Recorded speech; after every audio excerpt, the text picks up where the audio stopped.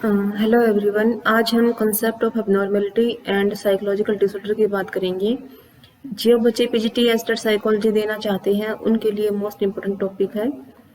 जो concept of abnormality है और साइकोलॉजिकल डिसऑर्डर है, यहाँ से आपका ये चीज इम्पोर्टेंट है। 4D, what is the 4D? 4D क्या होते हैं? 4D आपके हैं डेविएंस, डिस्ट्रेस, डायफंक्शंस एंड डेंजर। कि 4D में हम डेविएंस को इंक्लूड करेंगे, डिस्ट्रेस को इंक्लूड करेंगे, डायफंक्शंस को और डेंजर्स को। तो 4D से आपका क्वेश्चन पूछा जाता है कि 4D क्या है, तो आपको ये बतानी है deviance, distress, dysfunctions and danger. That is the psychological disorder are deviant. जो डेविएंट हो जाते हैं मीन्स डिफरेंट, जो अपने से अलग हो जाते हैं, अनयूजुअल हो जाते हैं, बिजारे हो जाते हैं, कि उनकी जो हरकतें होती है वो बिल्कुल अलग से होती हैं। डिस्ट्रेसिंग यानी कि अनप्लेजेंट, जो खुश नहीं है। अपसेटिंग, जो उनकी सेटिंग अच्छी नहीं है। डायफंक्शंस हैं interfering with the person's ability to carry out daily activity in a constructive way and possibly dangerous to the person to the others. कि एक पर्सन से दूसरे पर्सन को जो डेंजर होता है। तो मेनली 4Ds को आपने बताना है कि 4D क्या होते हैं। 4D हैं डेविएंस, डिस्ट्रेस, डायफंक्शंस एंड डेंजर्स। तो आपको यहाँ से इतना ही करना है। इसके बाद आपको ये करना है, the first approach view abnormal behaviour is deviant from social norms. ये सबसे पहली अप्रोच क्या है डेविएंट की, कि जो अपने समाज से दूर हो जाते हैं।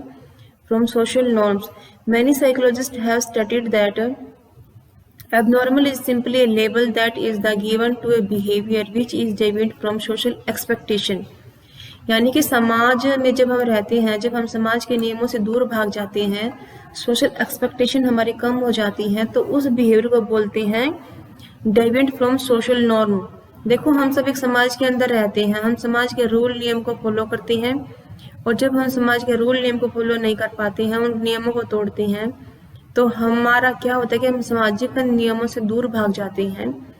तो जब हम सामाजिक नियमों से दूर भागते हैं, सामाजिक नियमों को तोड़ देते हैं, तो वो कहलाता है deviant from social norms.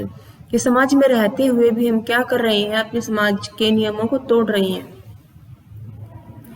Each society has norms which are stated there or unstated rules for proper conduct.